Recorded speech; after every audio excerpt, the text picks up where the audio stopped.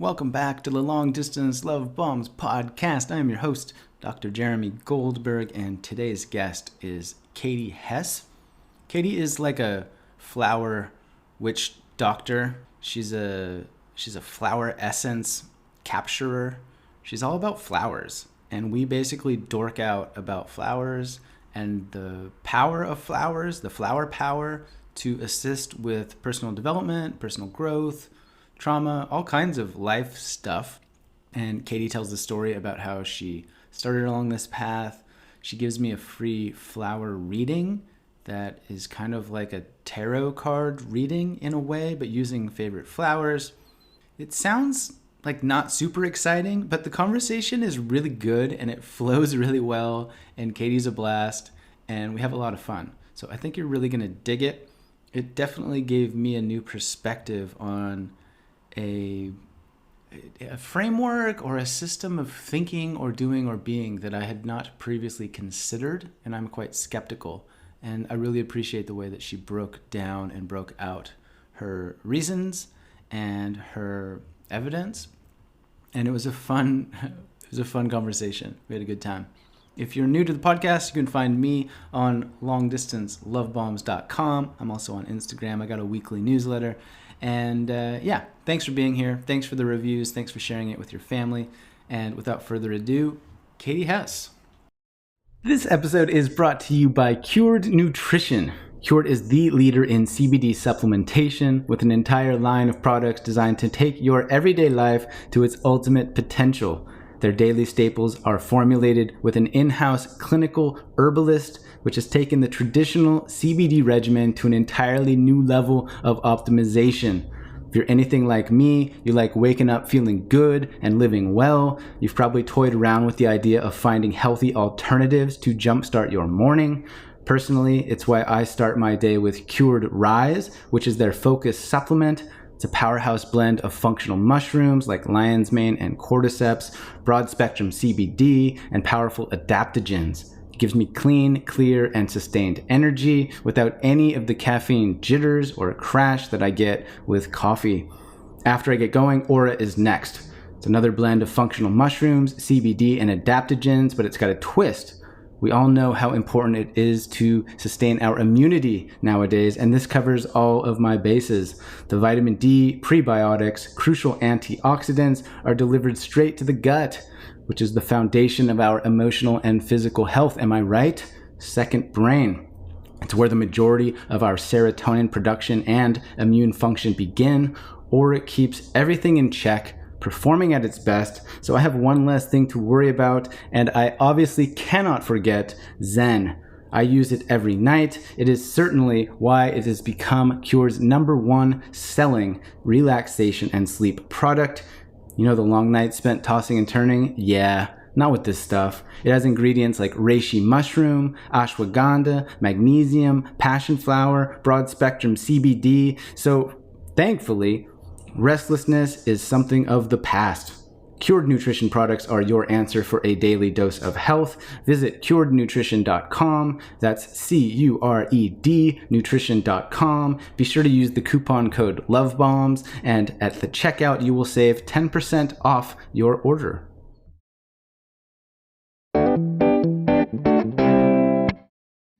That's the one button.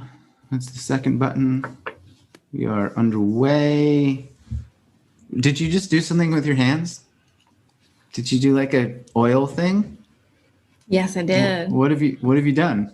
I put on some Wild Abundance. What does that mean? It's a blend that's really good for just like feeling like, the blend is for like abundance and prosperity and tuning your senses. But I use that particular one because I have like so many on the table, just because it has jasmine and it makes me feel more me, if that makes any sense. Kind of like uninhibited and wild. Okay. Why not, right? Why not? So I'm going to get the authentic Katie Hess on this podcast. You will. Yes. Katie Hess, welcome to the podcast.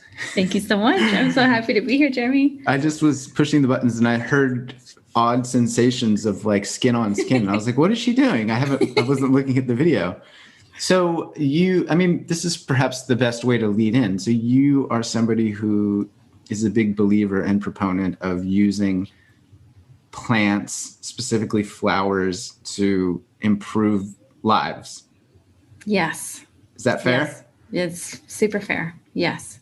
And there, go ahead. I mean, there are just so many ways that you can look at that, right? Like, you can have flowers in tea. You can have flowers on your table, and they are the first thing that you look at when you come into a room. You can have flower images on your walls that cheer you up. Some people have flower images on their iPhone. And we always see flowers come into our life when there's typically a moment of transition, like someone's getting married or in love or getting sick or dying. And I guess there are so many ways that you can bring them into your life. And what most people don't know is that they can be this tremendous catalyst for accelerating your personal growth. And that's the part that I'm the most excited about. Yeah. So maybe before we dive into that, for those listening who have no idea who you are or what your deal is, I could describe you as the crazy flower lady who has a flower palace in Arizona and, a whole posse of humans who do this stuff. But how do you describe yourself and what you do? I mean, I gave myself the title of flower alchemist because I wasn't sure what else to call it, which would be, if you think about alchemy, you think about transforming metals into gold or transforming things that we think don't have value into really precious. And, we see that in our everyday lives with all the weird stuff that arises within our minds and hearts that we can use as compost to then grow our own garden of life. And so the idea is that we can alchemize whatever's happening in our everyday lives so that we can full bloom, right? That we can take all the weird chaos and weird emotions and weird situations that arise in life and work with something like flower remedies, which is super gentle, to help us do that more easily, effortlessly, swiftly. So it's like a way to support transformation. Yeah.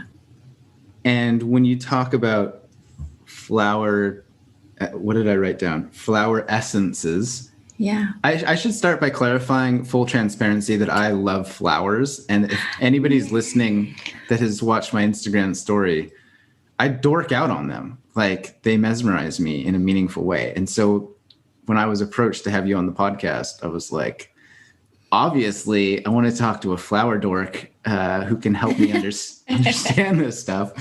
But so when you say flower essences, that you use flower essences to assist in personal development, what is a flower essence? What does that mean?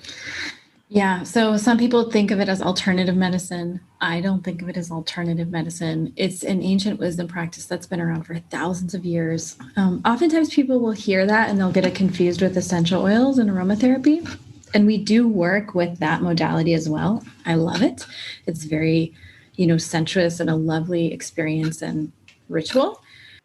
But flower essences, which is also synonymous with flower remedies or flower elixirs, has been around for thousands of years in many cultures all over the world. And what that looked like traditionally was that doctors and physicians and shamans and medicine men and women would tell their patients to go out into the wild and look for specific flowers every morning and drink the dewdrop from the tops. So this practice of drinking dew to elevate your mood. And every flower on the planet, and there's over 40,000 flowering species of plants in this beautiful paradise of a world that we live in. And each one of those flowers does something very specific. Like any human struggle you could imagine, there is a flower for it. If you have mother issues, if you have dad issues, if you have jealousy, if you can't sleep, if you feel lonely, if you're worried about feeling left out, if you have abandonment stuff, if you don't like rejection, if you want to have more energy, more intimacy. I mean, literally you name it, there is a flower for that. And so over the years, it transformed from this practice of drinking dewdrops to being able to scale that magic so that it could be in a bottle. And that was done by a doctor in the UK in the 1930s and 40s. Many people have heard of Dr. Edward Bach. He was an allopathic physician who became frustrated with the limitations of allopathic medicine. So then he transitioned into being a homeopathic physician. And then at some point, he got frustrated with the limitations of homeopathy. And then he just, I imagine this guy, in the 30s, 40s, like opening his back door to his garden and finding all of these incredible flowers in his own garden and finding a way to scale the dewdrops into a bottle. The process is called solar infusion. Sounds very fancy, but it's very simple.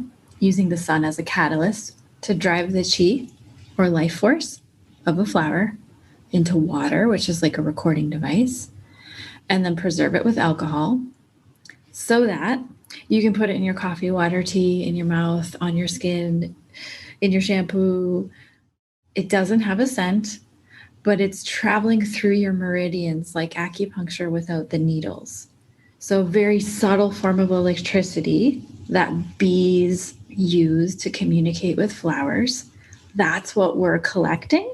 And each one has like a little bit of different of a signature sort of balancing effect or message or magic that works to bring us into our natural balance so that we can feel more free and more happy.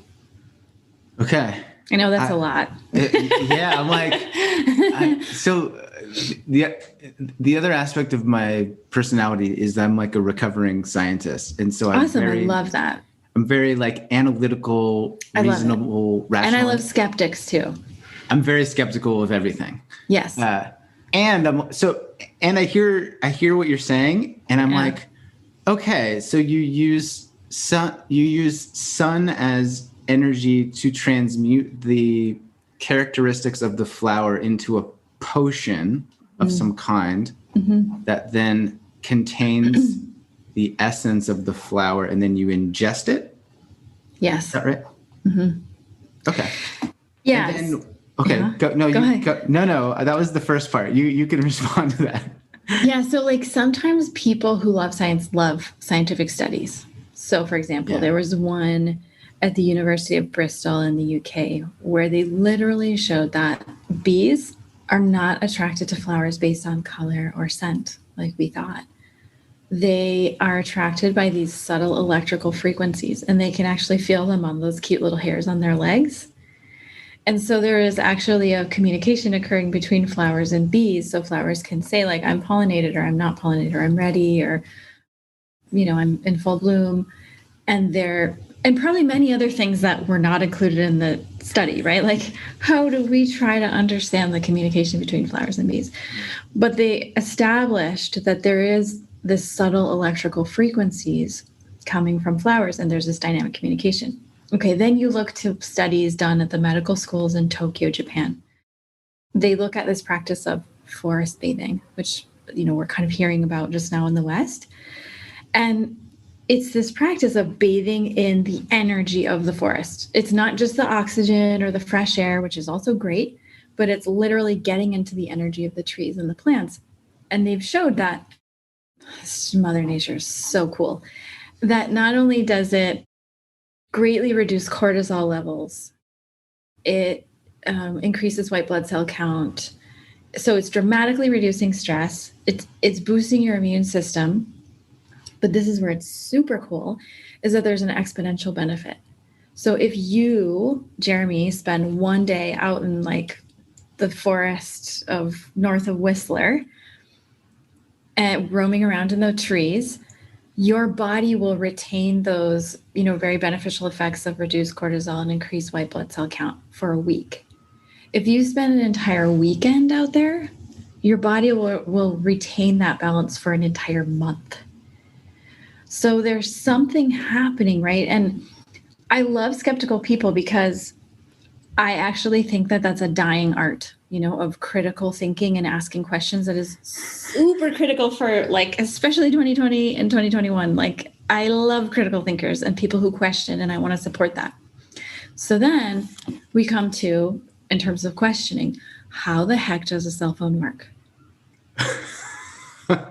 Like nobody ever thinks like, seriously, Jeremy, Yeah. How do you send poetry, messages, music, texts, videos, images on invisible waves that you can't see, that travel through your body, that travel through the walls, great distances? I'm in Phoenix, Arizona. You're in Vancouver.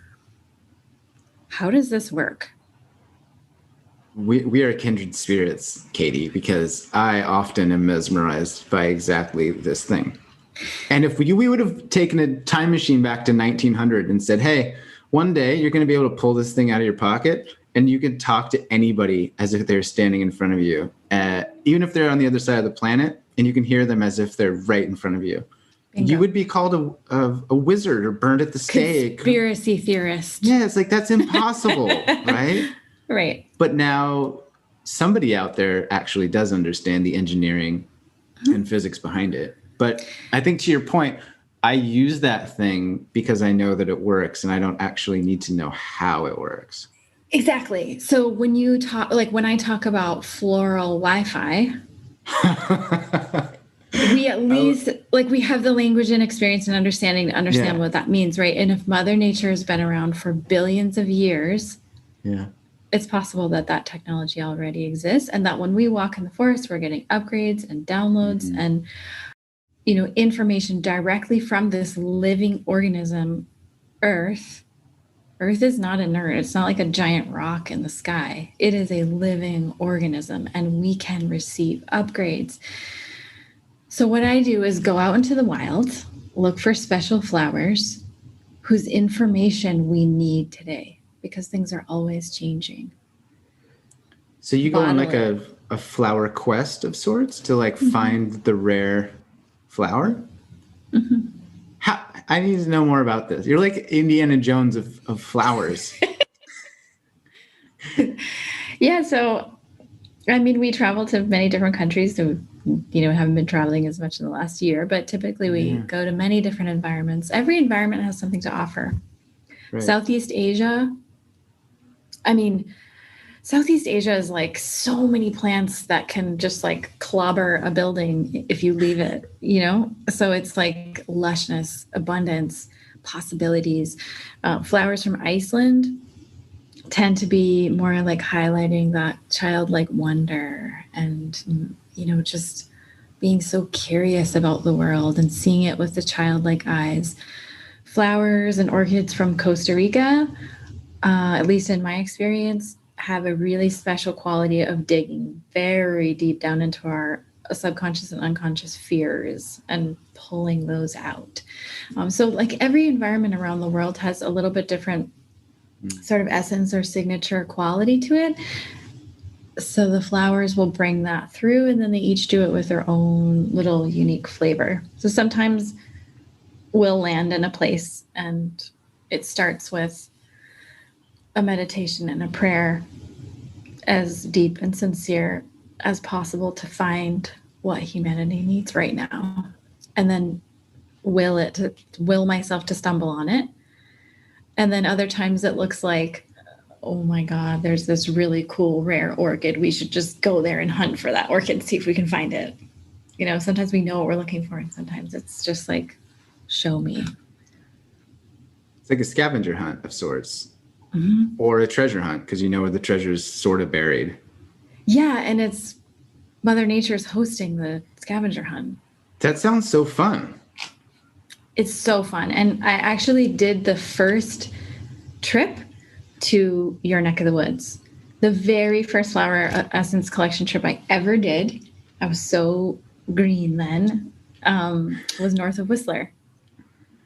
And that was to intentionally find a specific species? I think that was 2005. And that was to find flowers that would be growing, way out in the middle of nowhere, that would be untouched by pesticides and people.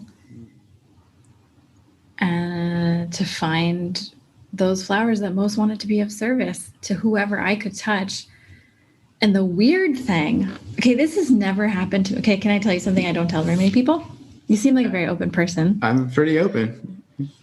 So I have never since had this experience. I've had other types of experiences, but in that area in British Columbia, how I found the flowers was through the animal kingdom.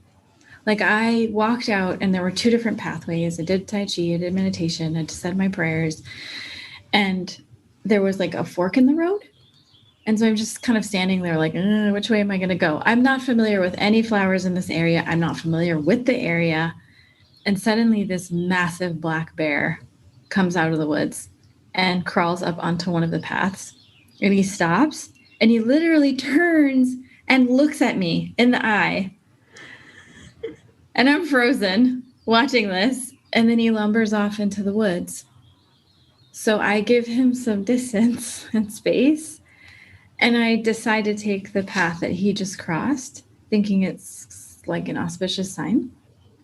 And then I keep walking, and this butterfly circles around my head 3 times and lands on a flower. So I'm like, okay, I'm crazy, but I'm just going to follow the crazy. I will collect this flower. And then I'm walking along. 20 minutes later, this beautiful shiny snake comes out a few inches in front of my toes, slithers in front of me to the other side of the path into this patch of white flowers that I didn't know what it was. And I thought, okay, I'll collect this. And this is how this day went. And I thought, I'm either a total nut job, but I'm just going to follow it. And I can now tell you 15 plus years later, the flowers that I was led to by those animals during that trip in British Columbia have been the most needed and wanted flowers in the last 15 plus years by anyone and everyone that we touch. And we're in many, many different countries. So, it's kind of like, what do you have to lose, right? I would love to hear more about how you got started with all of this. Like, what's the, journey, so to speak? Were you born as a flower mystic, or one day you got a tattoo, or how does one begin to cultivate a floral empire in the way that you have? Like, what was the launch pad? I guess it started when I was a kid. I was an only child. So I spent a lot of time around plants and flowers. When I was really little, my mom had a garden. I just remember looking up into the giant flowers and climbing trees and getting sap on my fingers. And, I first started out in Minneapolis, and then I went to more rural places where, if you didn't have your friends over to play, the only thing to do was go out into the woods and hang out with the trees, or, I think that started it. And then I remember living in this tiny town in Michigan when I was 7, and just got a bug under my butt. It was I am stuck in this small town, and I'm stuck in this small body, and there's something I'm here to do. And I was so frustrated, and I just wanted to meet my tribe. I think a lot of people can resonate with that feeling of just where are my people? And I know I'm supposed to be doing something. And I read a book about astral projection. And so I'd go to sleep at night and try to project myself wherever I was supposed to be doing. And that didn't work. So I never quite got there. So I basically just kind of stuffed it until I graduated college. And then I was all right, now what am I here to do? So I spent some time traveling. I lived in Europe for several years. I lived in Mexico for several years, traveled around Asia. And I started studying as many natural remedies that I could find. And I met an expert from Madrid, Spain, in Mexico, of all places. And he introduced me to the world of flower remedies, and I was blown away. There's a flower for every state of mind? That's insane. I could do this for the rest of my life. And he said that if 3% of the world's population were introduced to this concept and took it seriously, it would create enough of a ripple effect around the planet that it would change the future. So I thought, okay, I'll bring this back to the US. Doctors are prescribing it in Europe. It's in every pharmacy in Australia. It's all over Mexico. The US needs to hear about it. And then I came back and started a practice in the US, and people thought I was a total Fruit Loop.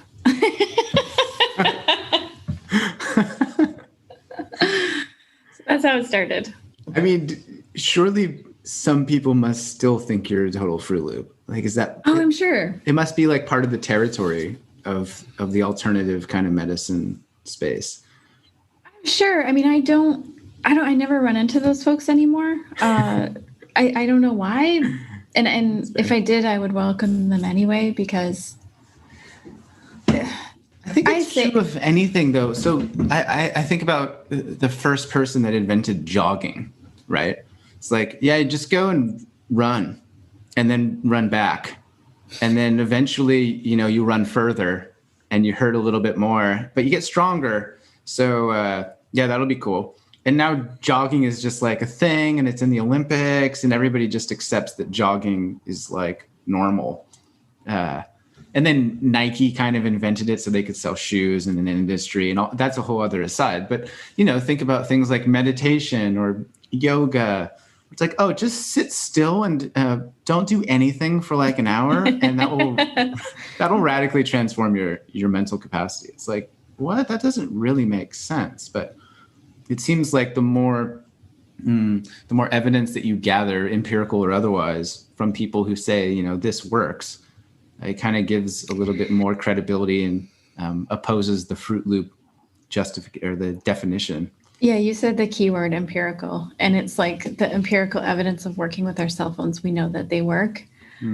I always tell skeptics, like, would you rather have someone in a white coat tell you that this is good for you, or would you rather just experience it for yourself, and then what happens if you have too much alcohol? I do. You won't forget that ever in your life. Same with flower essences. If you feel this like elation come over you that you didn't feel 10 minutes ago, you feel that. You can't forget that.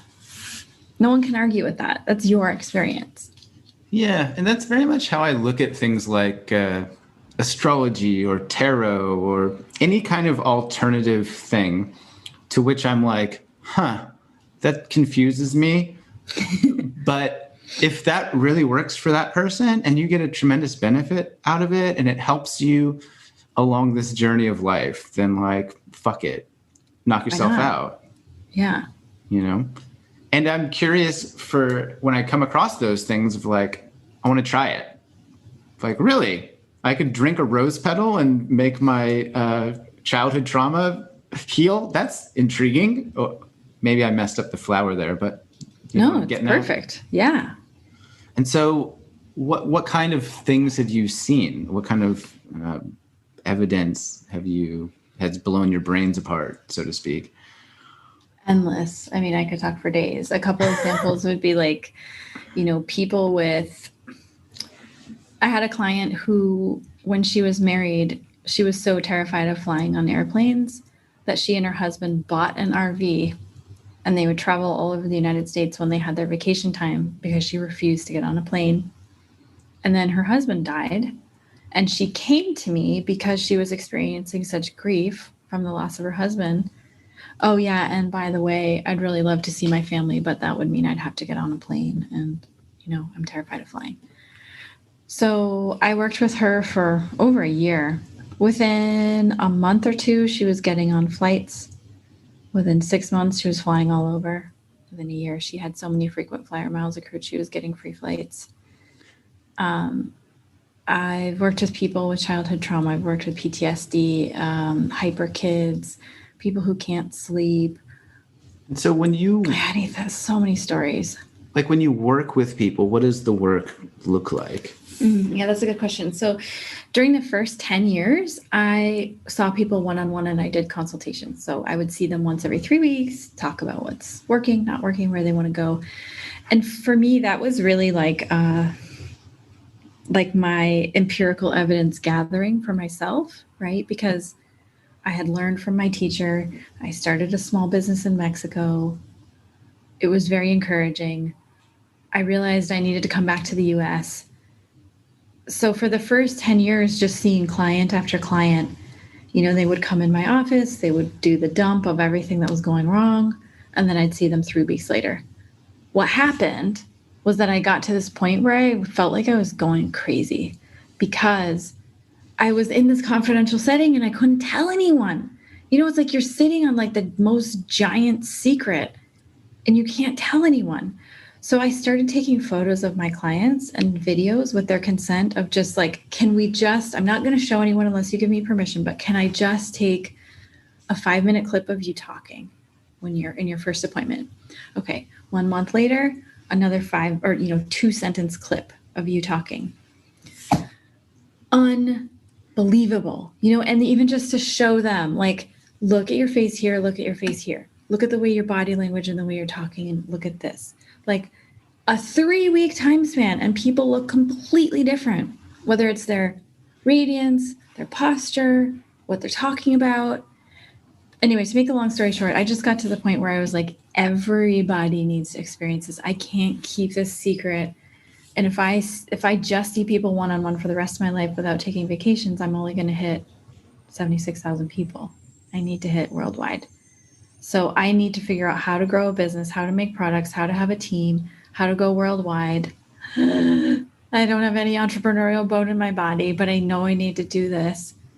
And so just out of sheer determination and stubborn will, transition from seeing people one-on-one to making it available to more people in the form of products. Do you mind talking more about that journey, the entrepreneurial journey of, so you had this insight, it sounds like you ran some numbers and you're like 76,000 over the course of my lifetime. Nope. I need to create a global movement of sorts. Yes. And so I imagine that stirred up a tremendous amount of fear, second guessing, doubt, etc. Or were you just like, nah, this is happening, game on? Always game on, but always fear too. I mean, put me in front of a room of, I remember when I had to do like a business pitch to 1,000 people and I was like shaking in my boots. So yeah. Even just last year I gave a TEDx talk and I was terrified. I was like, why am I I've been doing this for so long, and then put me on a TEDx stage and I'm like, the pressure. So yeah, all of it. Like I know one spiritual teacher who says like fearlessness is not the absence of fear. It's having the fear and doing it anyway. So yeah, I think that's very much how it went for me. Yeah. I love that. And I remember I gave a TED talk also, and I had this moment where I was standing on that red circle, and part of my brain was like delivering the talk. And then this other portion of my brain is like, bro, you're on the red circle giving a TED talk right now. This is cool. Like, and then another part's like, everybody's watching you. Don't freak out. And it was this really sort of odd juxtaposition inside. But okay, so how did you begin? You were like, I'm going to start a global thing. Like, was it overwhelming to start, or you took the immediate next step? Like, okay, so you're talking like from one-on-one to the next step. Yeah. And I was like, okay, where are people getting flower remedies today in the US? They're going to health food stores. Okay, maybe I should look there. That's where the demand is, right? Yeah. So I cobbled together a few $1,000 to buy a booth at the Natural Products Expo, which is the largest like health food event in California, in the country actually, and partnered with a sister company of ours who makes dark chocolate. We went in on the booth. We got our friends together. We got some PVC pipe from Home Depot and some velvet curtains and like cobbled together this booth. And we drove to California, and I just remember going down this long hallway in those like huge expo centers and, chatting with this guy like, so like, how does this show go for you? Like, how do you, and he was like, oh, you never make money at these things. This is just like for show. This is just to be seen. And that was like the point where I felt a little crushed. Like, we spent how many thousands of dollars to get a booth and we're not going to make any of it back. And this is just to like network. What have I done? But keep going. And then I talked to some really wonderful people. I think I got 300 business cards, hired my first assistant, called and emailed everyone, and we got 2 or 3 orders. Like, okay. So then I had to come to terms with like, the only place that people want this thing that you have is here, and they don't want you. Door slam. So I basically just did what I always do. And I like got down on my knees and I'm like, okay, Earth, I'm here. I am like, I'm working for you. We're working together. You got to show me what to do. Cause I want to reach people. I want to make an impact and I don't know what to do next. And then I just kept setting up at farmers markets on the weekends. And this chef from an up and coming resort met my dark chocolate business partner, Lisa. And he was like, can you make a chocolate for us? She brought me to the meeting because I helped formulate for her. And turns out they had this 40,000 square foot spa they were opening. And did I also know how to make spa products? And I was like, yes, okay, this is my plan. If I can win this contract, I don't even have to tell people what flower remedies are. I'll just put it in the soap, shampoo, scrub, massage oil, everything. And I'll be able to impact so many people and they won't even know it hit them. I could do that. I don't need fame. I don't need to be, I don't need people to embrace this concept for it to work. So then I started working really hard to win that contract. And my two competitors were two giant chemical, nasty fragrance companies from California, huge companies. And then little old me going in every week, like setting out these spreads. But look, guys, what I made here. And on a full moon in May, after countless meetings, and I was also working with aromatherapy, essential oil blend number 33. 33. Like, can you imagine how many hours went into formulation? And 33 was like showstopper. Like everyone on the corporate team was like, oh my God, that's the essence of our place. Oh my God, that's totally it. You hit it. That's it. That's it. That's it. You're hired. Like, oh, cool. The spa director had all these competitor bottles on her desk and she was like, they spilled on my desk for the third time. It gave me such a terrible headache. And she just swept them all off into the trash. So I left that meeting like, oh my God, this is so amazing. What's about to happen? And on the way to my car, there was this huge cactus with a giant bud on it of a flower that I could feel in my bones was going to bloom that night. So I snuck back on the property at 10:30. And sure enough, here's this giant white flower as big as my head. Looks like bird feathers. It's just exquisite. And I thought, okay, I can put this flower essence into all of their products. And I didn't find out until the next day when I did research that this particular cactus only blooms one night a year. Mind blown. Right? So, so that was an indicator. And of course I told the assistant spa director, like, this really cool thing happened last night. And I came on the property and I think he thought I was Fruit Loops, but the general manager was from Italy. He was super open. And that's where everything took off. Fast forward 4 months later, I had figured out how to make 300 gallons of soap and lotion and massage oil and train their corporate teams and was making customized gifts for the president of the United States because he came to stay there. It was a huge shift. And I will tell you, so I don't make this story too long, that flower is for no more baby steps. It's for when we are ready to take a giant leap in our growth and move through all kinds of fears and self-perceived limitations so that we can get to the next level in a big way. And that flower literally changed my whole life overnight. I went from 10 years of seeing people one-on-one in this tiny little office with the chickens clucking in the background to making something for the president of the United States. In 4 months. Yeah. That's crazy. It's insanity. And so did you actually know how to make shampoos and soaps and stuff? Yeah. Oh, you did? Okay. I thought you were just like, yeah, I'll figure it out. I mean, there was a little element to figure it out in terms of like, how do you scale it? How do you make giant quantities? But yeah, I mean, I knew enough to be proficient at it and to know how to make an exquisite product. Yeah. And And so when you say that that flower is about taking the next step and not playing small, like, how do you know that? Or like, where does that meaning come from?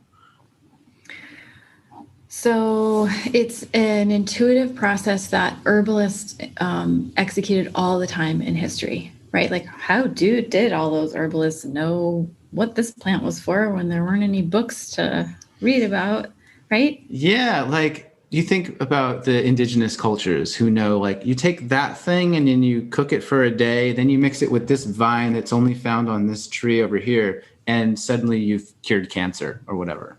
It's like, how do they know that?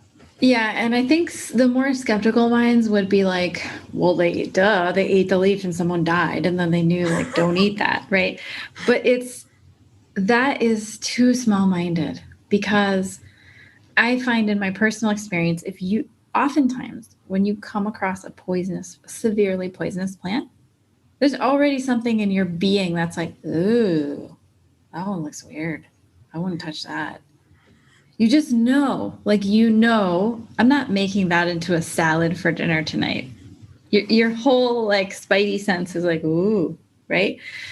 So there is a level of communication that is happening innately between human beings and the botanical world. We have forgotten about it. We may not realize that we speak that language because we are not in tune with it currently, but there is a language. And there are small ways to prove it. Like, I don't know, silly ways. Like, you probably aren't going to get 12 long-stemmed red roses for your mom for Valentine's Day. And you're probably not going to get, like, some Easter white lilies for your lover. Like, we know those things, right? And when you, like, if you close your eyes and you think, okay, I am standing in a rose garden. That feels so different if you transport yourself to, I am standing in a quiet redwood forest with ancient tall trees. Feels so different from, I'm standing in a meadow full of wild daisies that are blowing in the breeze. And we may not be able to articulate it, but we know how it feels, and it feels different, right? So this is the language that all of us speak. And so to answer your question, what most herbalists do is they go directly to the plant and they just ask, can you show me what you're for? And the way that appears can be many multifaceted ways for different people. It can be like a voice in your head. It can be a feeling. I can tell you that when I was driving home with that giant night blooming cactus flower in the back seat of my car, it was more of an emotional feeling. So, like, the plant was showing me the imbalanced state. So I became hyper paranoid. And I started driving like 30 miles an hour, really slow. And I found myself like, oh my God, there's a police officer. He's going to pull me over. He's going to find out that I have this flower in my backseat. And then what? you know? So there are different ways that the plant kingdom can communicate to you what the flower is doing for you, the balanced state, the imbalanced state. Does that make sense? Yeah, I just am sort of smirking. I love the simplicity of the answer. And so when I say, like, how did you know what the flower is for? It's basically like, well, just ask the flower. It's like, duh. The flower will tell you, you goose. Like, of course. It seems to be that simple.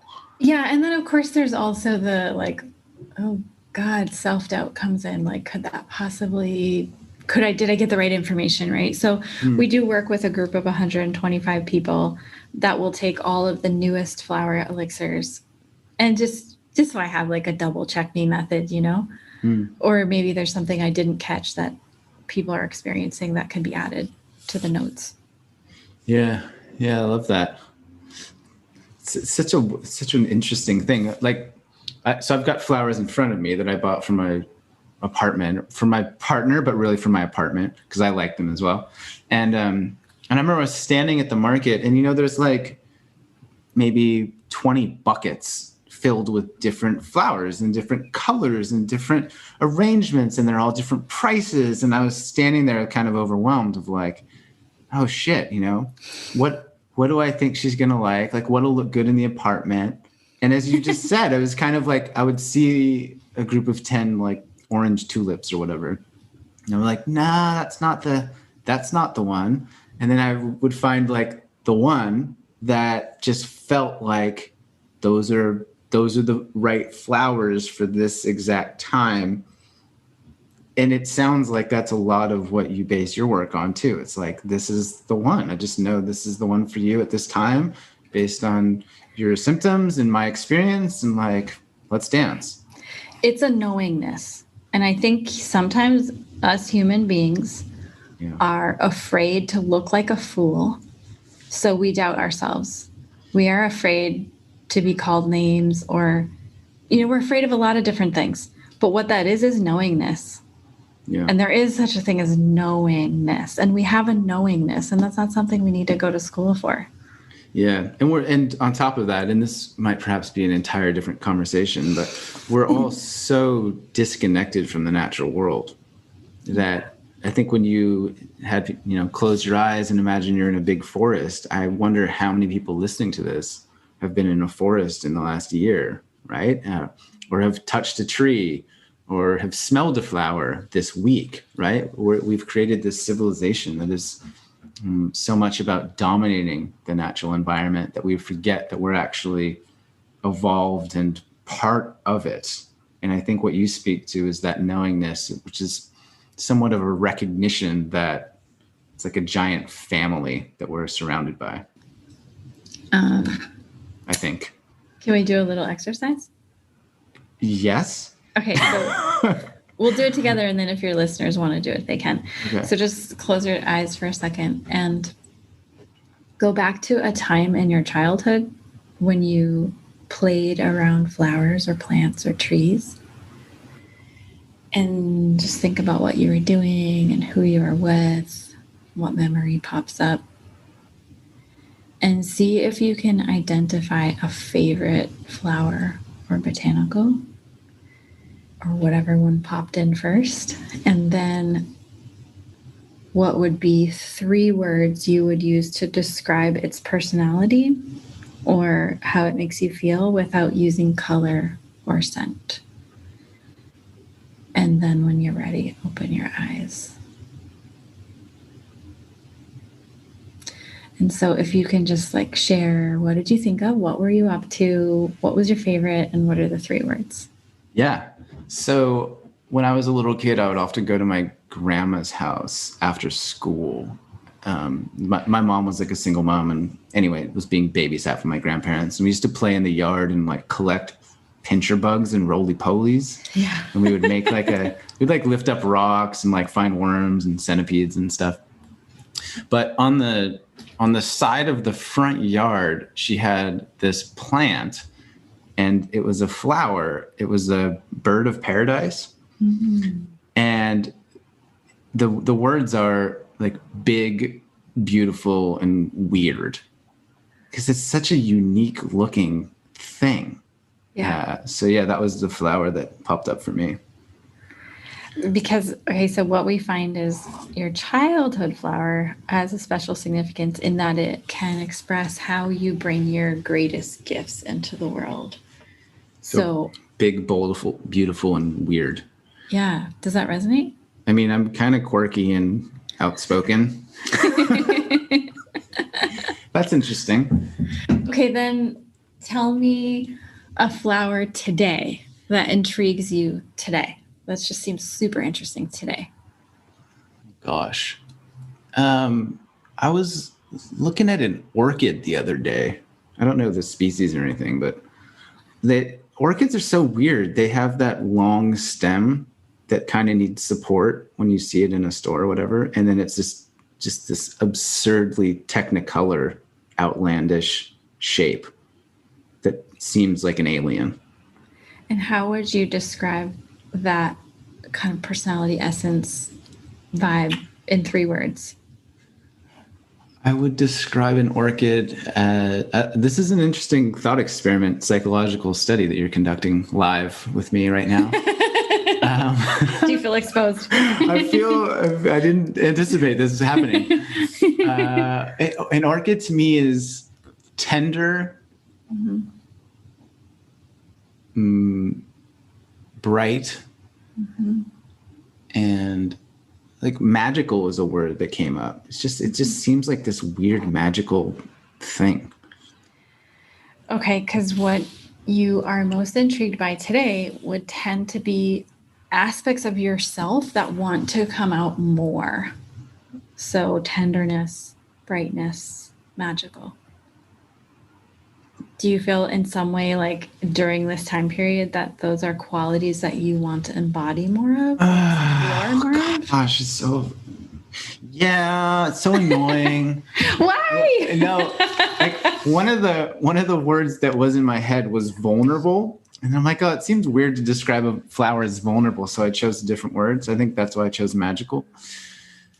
But yeah, I mean, I think I relate to that in particular. I'm working on a few creative projects that are more vulnerable than most I've done, and leaning into that sort of exposure is a word that comes to mind. I think flowers in general they're exposed, right? It's like, look at me, here I am. Come and take a bite or a sniff or whatever it is.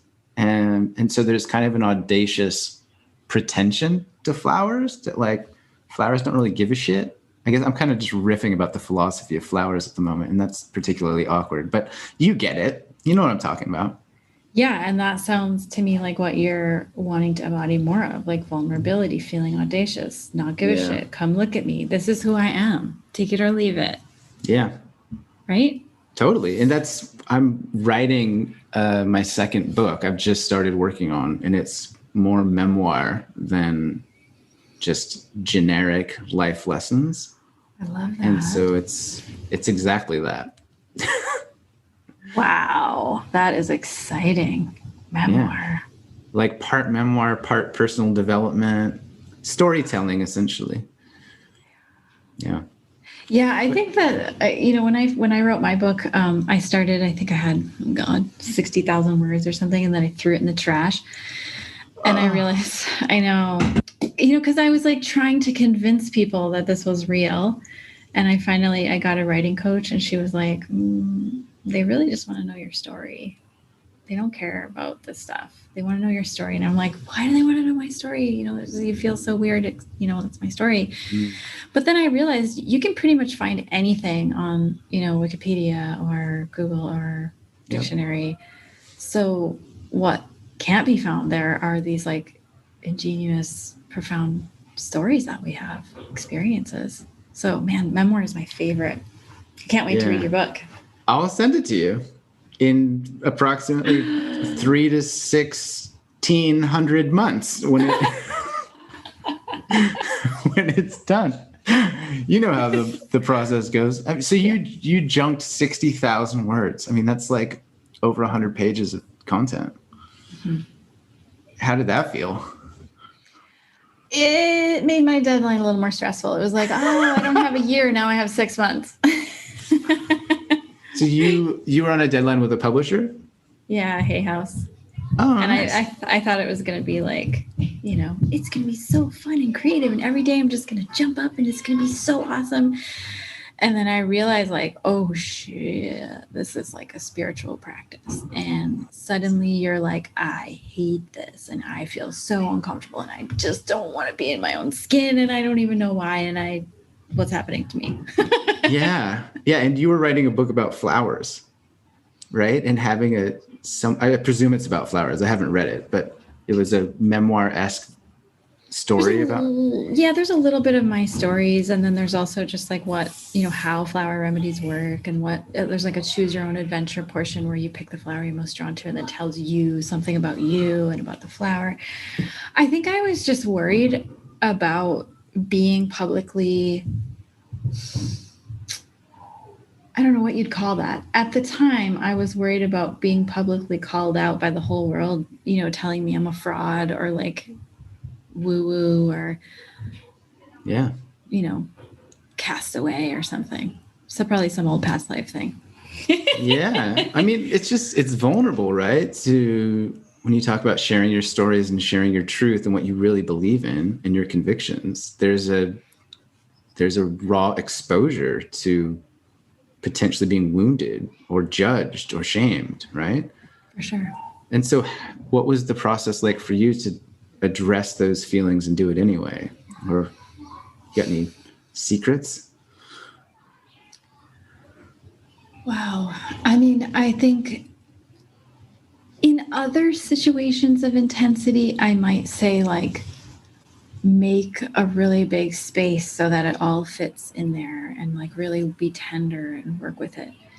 With this particular project, I really kind of just needed a lot of coffee and a lot of, I have this blend of flowers called Inspired Action, which has orchids and other wildflowers for like just amping up your drive and just get it done.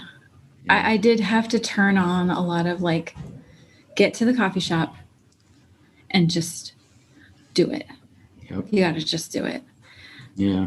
And I think I wouldn't necessarily tend toward that. I consider to be like divine masculine trait. Divine feminine might be the more spacious and tender and work with it. But for writing a book, man, if you're under a deadline, you kind of just need to like do it. And sometimes it feels like you're just like vomiting and then you clean it up later. 100% agree with you.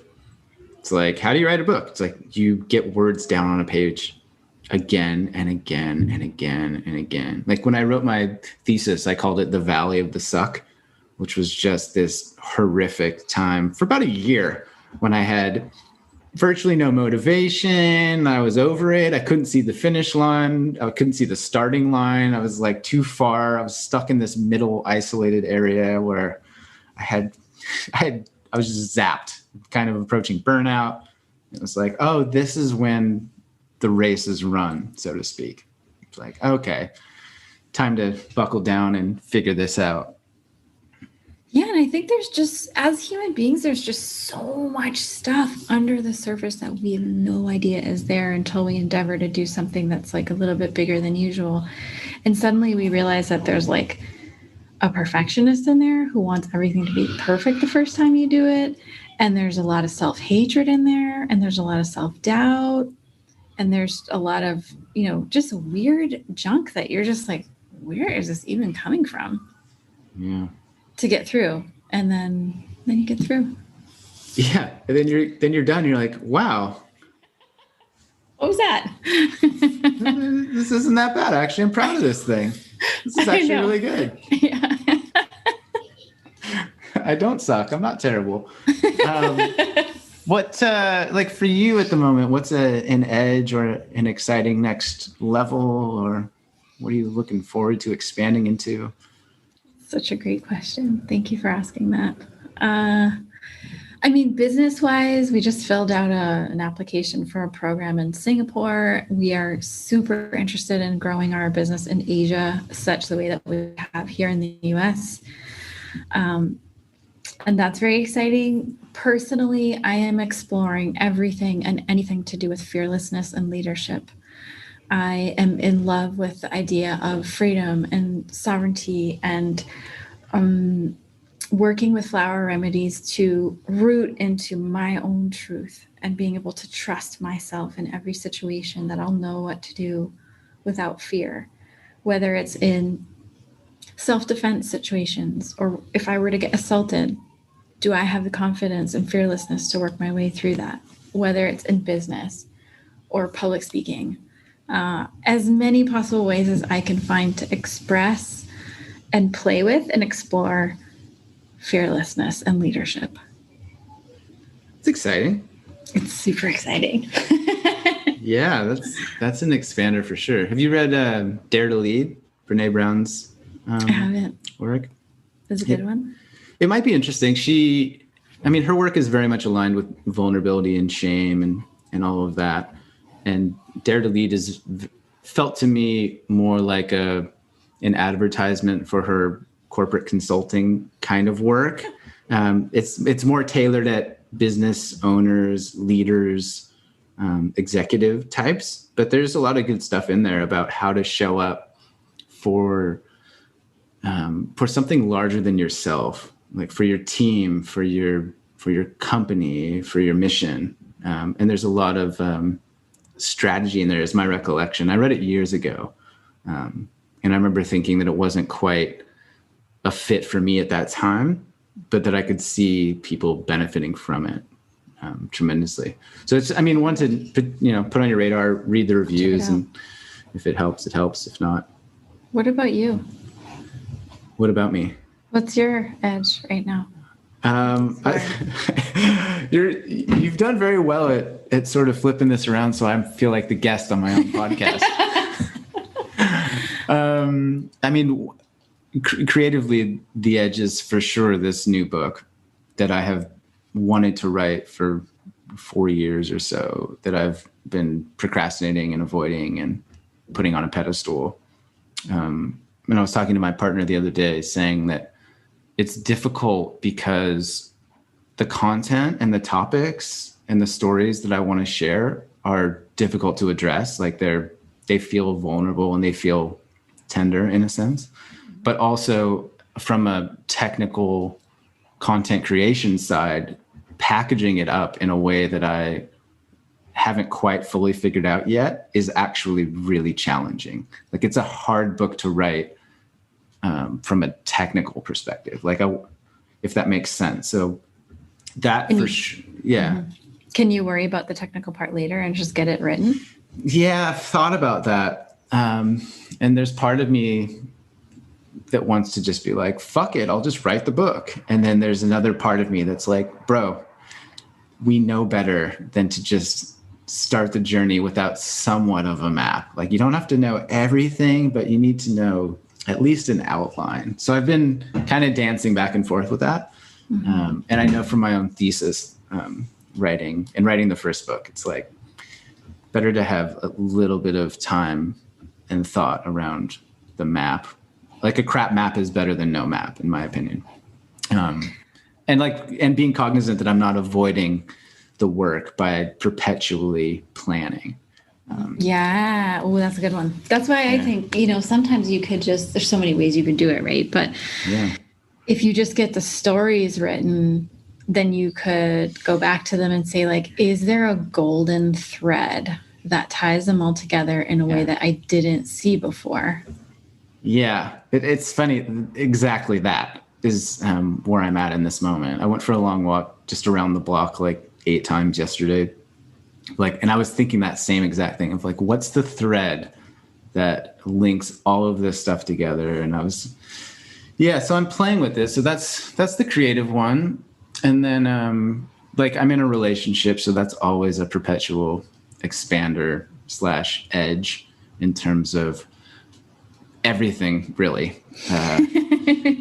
Communication, vulnerability, desire, codependency, honoring my truth, using my voice. So I'm very lucky to have a relationship. I feel very lucky today. Some days I'm like, this is a nightmare. I want to run away and be single forever. This is so difficult. But I'm very lucky to be in a loving, healthy partnership with a woman who knows when to hold my hand and also knows when to shove me forward, so to speak. So those are my 2 big ones at the moment. And then, just like running a business in a pandemic, in an industry which is very much congested with self-help, life coaching, personal development, and kind of doing it my way along my own path, while at the same time acquiring money to pay rent and eat food, and not prioritizing the income generation over the desire of impact and mission is always a perpetual conversation. Mm-hmm. So doing all right though. Always growing and blossoming and blooming, to use some flower metaphors. I love that. Katie, is there anything that we have not touched on where you're like, Okay. Oh, I read some notes that you might want a flower reading. And if you want to do that, you can just go to my website and we can do it real quick. a flower reading. Yeah. Maybe your assistant threw that in there like, yeah. My assistant, Jeremy Goldberg. That go to lotuswei.com. Okay. WEI.com. Okay, yeah. Take our flower quiz. Yeah, so click on that button, and when you'll see a bunch of flower pictures. Tell me the one you're most drawn to, and then you can click it in advance to the next one, and then just give me a list of flowers, and then at the end I can. What's the bird of paradise is on there. Yeah. Okay. Well, I bet that's your number one, huh? Yeah. Oh, okay. So which flower are you most attracted to? Oh, I see. So for those listening, there's a series of 6 colorful images of flowers, and it says, which flower are you most attracted to? And then you select one. Whoa, a banana blossom? That thing looks weird. You select one, and then it like enters it. Oh, passion flowers are so cool. And then it shows you 6 more, and then through this process, I'm taking a flower quiz, and something's going to happen. So tell me every single one that you pick. Then I can shit. I already did a bunch. Then I can tell, you can go back, I think. Then I can tell you what they mean. I don't think I can go back. Oh, wait. Passion flower, banana blossom. Oh, yeah, hang on. I can go back. Black bat flower. That thing's fucking weird. Red bird of paradise. Banana blossom. Passion flower. Jasmine. And pink magnolia. Because I just saw one of those blooming like 3 days ago around here. I didn't know what it was. We took a photo of it. And bamboo. Nice. Yeah. Okay. Awesome. Do you want to know what those are for? Yeah, it says, I'm just filling out my email. It's going to send me a full flower report. Okay. Yeah. I'll hit me. Advance you on that here publicly. Okay. Great. since we're in the practice of being vulnerable. Yeah. Okay, so bird of paradise is typically for people with tons of ideas, a lot of mental activity. You have so many great ideas that sometimes they might keep you up in the middle of the night, or you might feel a bit like monkey mind-ish. So bird of paradise will help quiet the mind, and it will also kind of help get you out of your head and more into your heart. And I'll just kind of slowly go through each flower and stop me if anything like super resonates or makes you think of something. Well, that super resonates, okay. What you just said. So okay. But do you know like all of these flowers that were just there? I mean, that was like 60 flowers. How many flowers are in your personal inventory? We have about 250. Like 250, I could just name a flower and you'll be like, you speak the language and you know it. Yeah, I'm an old lady. I've been at this for 20 years, so I've had some time to. Yeah. Is that like in terms of being a flower genius, are there elders in communities that you look up to? Like, oh, you have no idea. You've got to talk to, Johnny Two Shoes in Sweden. Or it's a pretty cool. Yeah, I mean, it's like there's one in Australia, there's one in Taiwan. There's one in Alaska. There's a couple more in the continental United States. I mean, it's like you could count them on your hands. Like a small community? Do you guys all hang out in a group text or? We haven't yet. I think that time will be coming soon where everybody kind of bands together. Yeah. Just have like a couple-day event or something. Mm-hmm. Yeah. Okay, so passion flower. Yeah. Passion flower, if you're drawn, and this can change at any point in time. This is just you in a snapshot right now. Passion flower would be when your RPMs are a little high, like you've been going, and your body needs more rest or naps or deeper sleep. banana blossom is for when we feel kind of perpetually always feel like there just isn't enough time in a day, and we kind of feel like we're always rushing to the next thing, or a sense of urgency. It helps us experience timeless time, like that we have all the time in the world feeling. Like a flow state. Yes. And that can either be like, I just don't have enough time in a day, or it can be, a lot of people are feeling like, oh my God, I want to have kids, but I'm running out of time and I didn't find the right person, or am I going to find my job, or am I going to find my career that I really want? I'm running out of time. It could be that kind of thing too. When I lived in the South Pacific for a couple of years in American Samoa, and in my front yard, I had a banana bush plant tree thing. Yeah. And it had the big bud at the end of the bunch of bananas. And one day I came home from work and the bunch of bananas was gone. And I was really annoyed. I was like, fuck, somebody stole all of my bananas. And I told somebody at work about this, and they're like, well, did you take the very bottom blossom off the tree? And I was like, no. And apparently that's the sign of, if the blossom thing is on still, then it's a community kind of ownership. But if you remove the blossom, then it was like, these are my bananas, don't touch them. So there's some banana blossom trivia for you, Katie Hess. Well, I would never want to take the flower off, because then no more fruits would come. Oh, well, I don't know. That's the extent of my knowledge about banana. That's so interesting. I love that, though. Yeah. Oh my God. Okay. I'm going to put that one in my back pocket. Yeah. Black bat flower. Black bat flower is kind of wicked looking, right? I was dangerous. Scared to look at it when I first saw it. It's like, ooh, at first. It helps us transmute anger and fear into advocacy and protection. So if there's anything that we have repressed, like irritation, anger, annoyance, that we've been like, oh, I better not express that, and it gets stuck in the body, that flower helps us use that energy so we can protect ourselves and advocate for ourselves and others, or like stand up for ourselves and others and speak our minds. I mean, it's got some sass, that flower. It looks like it's a bold, like, villain in a Disney movie. Mm-hmm. For sure. Red bird of paradise is when we have things on our to-do list that we don't feel like doing. It's for procrastination. Oh, it helps. Doesn't ring any bells. This would be the number one flower that I would recommend for writing a book if you feel procrastination. Yeah.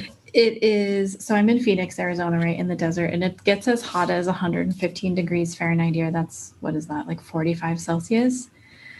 It's hot, and everything wants to just like hide. And this flower is in its full glory. It looks like fire. And it just gives you drive, makes you unstoppable. So I'll send you some. Really? Yeah, oh yeah. I'll send you all these so you can get your book done. All right. Deal. Yeah. I'm going to be, okay. And then all I ask is that you take them recklessly. You have to define that. Like as much as you possibly can, every hour, just like enjoy them. Don't like miserly, like. I pictured like go get drunk and drive a car in the freeway and then have some shots of flower pollen. Yeah, just use them up. Yeah. Okay. Okay. Jasmine. Jasmine has a lot to do with beauty and like accepting and loving every part of yourself. If there's any part of yourself, inside, outside, where you're like, oh gosh, like I hate my ears, or some random thing that no one else knows about, it helps you appreciate and love every part of yourself, and it also dissolves loneliness and jealousy. And a deeper self-acceptance and confidence.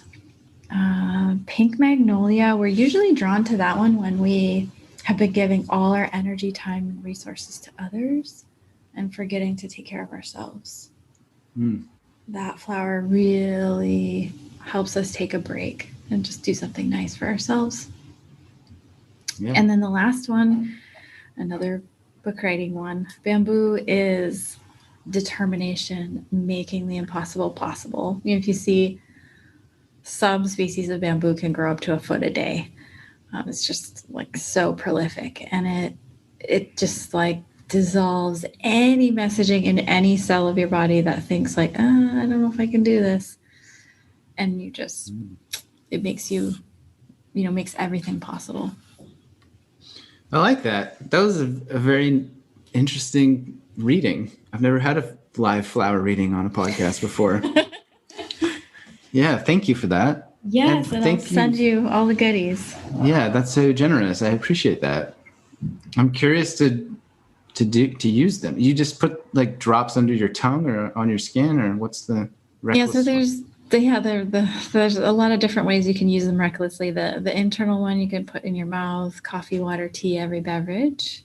It tastes like honey. And then we blend it with essential oils. So there's like mists and oils and stuff you can put on your skin too. Thank you so much for your time and stories and your wisdom. Where can people find you if they're now completely smitten with the idea of using flowers as remedy or support? Yep, you can find us at Lotus, like the flower, and WEI.com, LOTUSWEI.com, and we're on a lot of social media channels as well. Oh, and you can also come to the Self-Arising Nature Center in Phoenix, Arizona. We have a huge building here, and we're starting what we're calling a well B&B, which is like an Airbnb, come stay for a week, and have access to some of the most incredible healing practitioners. And also Arizona is pretty easygoing in terms of like, mask and all that stuff. So like if somebody's coming out of winter and they want more sun and, want to sort of reset, come and visit us in Phoenix.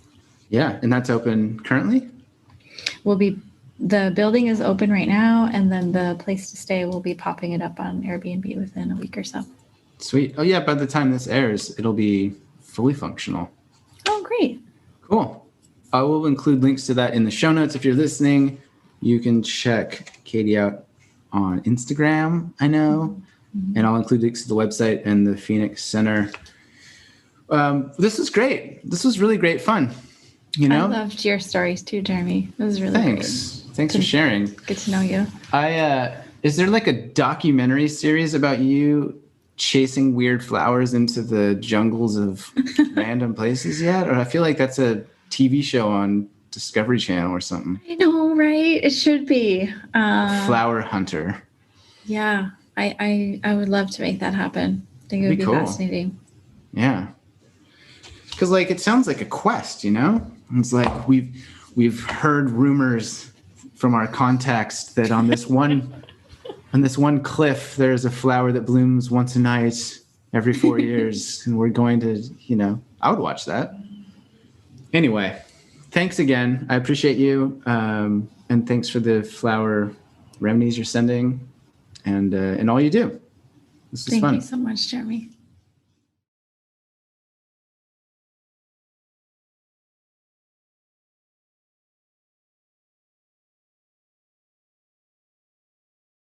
So, yeah, that was Katie Hess talking all about flowers.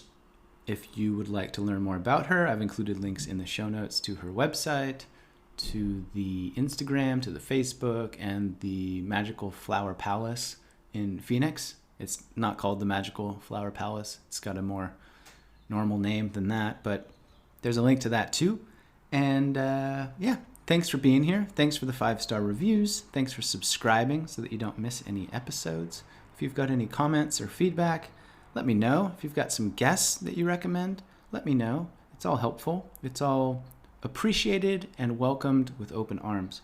You're a gem. I adore you. And I hope that whatever you attempt to do today works out just as it needs to.